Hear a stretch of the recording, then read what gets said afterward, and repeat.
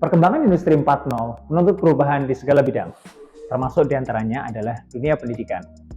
Pandemi COVID-19 turut mempercepat proses perubahan ini, sehingga institusi pendidikan mereka juga harus menyesuaikan dengan keadaan dengan memindahkan segala satunya ke dalam aktivitas yang bersifat daring.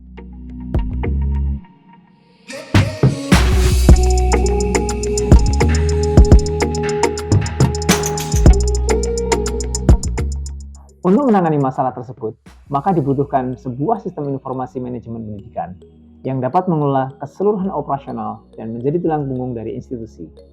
Dengan adanya sistem tersebut, maka kemampuan institusi pendidikan dalam melakukan perencanaan, pengelolaan proses bisnis, proses pengambilan keputusan, serta evaluasi aktivitas dapat meningkat dengan baik.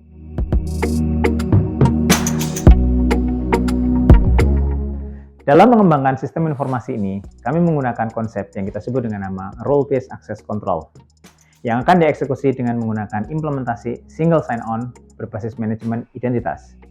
Sehingga, dengan demikian kita akan memiliki visibilitas yang baik terkait pengelolaan institusi, baik kepada organisasi, guru, siswa, maupun kemudian staf terkait.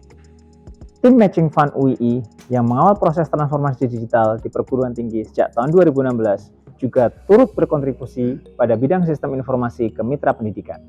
Di antaranya adalah mengembangkan sistem informasi pada Yayasan Salman Al-Farisi. Tahapan pengembangan yang kita lakukan adalah, yang pertama adalah tahapan inisiasi, yang kedua adalah tahapan pengembangan, yang ketiga adalah tahapan implementasi, yang keempat adalah tahapan evaluasi dan rekomendasi, yang kelima adalah tahapan dokumentasi dan pelaporan, dan yang terakhir adalah tahapan rencana dan tindak lanjut.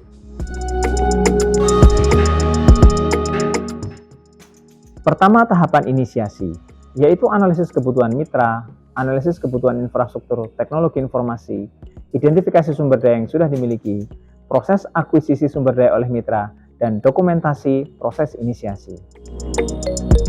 Metode yang diterapkan yakni studi lapangan dengan datang langsung ke mitra dan melakukan pengamatan yang diperlukan, wawancara ke mitra Dudi dengan pucuk kepemimpinan, manajemen tingkat menengah, hingga petugas operasional. Kedua, tahapan pengembangan. Dalam tahapan ini akan diterapkan menjadi dua area, yakni area pengembangan sistem dan area pengembangan infrastruktur teknologi informasi. Pada area pengembangan sistem akan menggunakan pendekatan Scrum, di mana setiap misi produk dilaksanakan pada satu siklus pendek yang disebut dengan sprint. Pada area pengembangan infrastruktur teknologi informasi, penggunaan pendekatan pengukuran proporsional dibutuhkan untuk menyesuaikan dengan kemampuan mitra di saat seluruh pekerjaan telah diserah terimakan. Ketiga, tahap implementasi. Pada tahap ini terdapat 6 aktivitas utama, yaitu implementasi domain penerimaan peserta didik baru atau PPDB, implementasi domain akademik, implementasi domain keuangan, implementasi domain sumber daya manusia, implementasi infrastruktur teknologi informasi, dan dokumentasi sistem dan proses implementasi. Metode yang digunakan pada tahap ini adalah piloting, di mana sistem diimplementasikan pada area yang paling krusial dan lingkup yang paling kecil. Keberhasilan pada tahap ini akan memengaruhi area lainnya, sehingga memastikan unit yang krusial dan lebih kecil menjadi lebih penting. Secara bertahap akan diimplementasikan pada unit lainnya setelah unit pilot berhasil. Keempat, tahap evaluasi dan rekomendasi.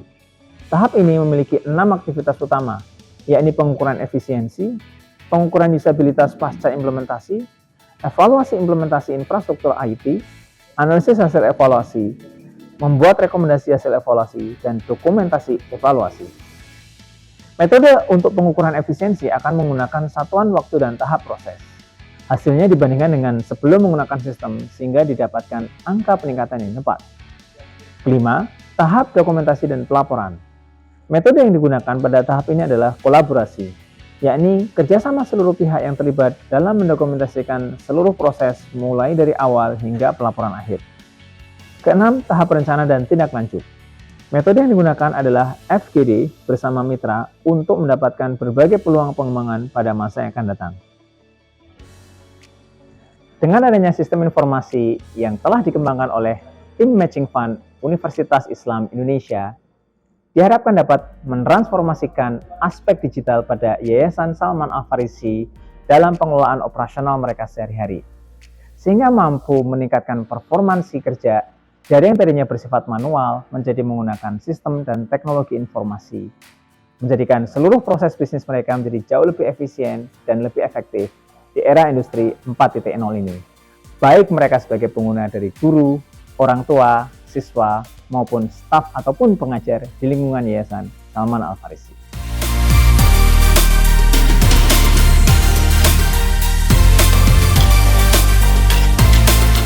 Bismillahirrahmanirrahim. Assalamualaikum warahmatullahi wabarakatuh. Perkenalkan, nama saya Pak Sumartono atau biasa dipanggil Pak Umar.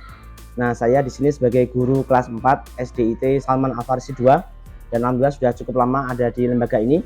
Nah, mungkin pengalaman saya ketika sebelum ada sistem yang baru itu semua hal di sini serba manual ya. Ketika kita mencari informasi data karyawan, kemudian data nilai, kemudian data orang tua atau data siswa itu tidak bisa cepat karena semuanya serba manual, semuanya berbasis kertas, kemudian harus dicari satu persatu. Apabila ada data yang salah, nah itu kita akan kesulitan untuk memperbaikinya secara cepat. Nah, di sistem yang baru ini, alhamdulillah ini sudah ada sistem yang baru, kita bisa secara cepat mencari data yang sebelumnya masih manual, kemudian menggunakan Excel, tapi sekarang ketika sudah ada sistem ini, kita bisa merasakan manfaatnya, yaitu ketika orang tua menanyakan tagihan, kita bisa secara cepat menyampaikan. Ketika siswa menanyakan nilai, bisa kita cepat memberikannya. Kemudian pegawai misalnya butuh data-data yang ditanyakan, itu kita bisa secara cepat untuk memberikan kepada siapapun, baik itu pihak eksternal ataupun pihak dinas. Nah, mungkin ini saja pengalaman kami ketika menggunakan sistem ini. Harapannya sistem ini akan senantiasa berkembang, akan senantiasa kita perbaiki sehingga lebih modern dan bisa mengikuti perkembangan zaman. Ya, mungkin saja dari saya, ada kurang lebihnya mohon maaf. Assalamualaikum warahmatullahi wabarakatuh.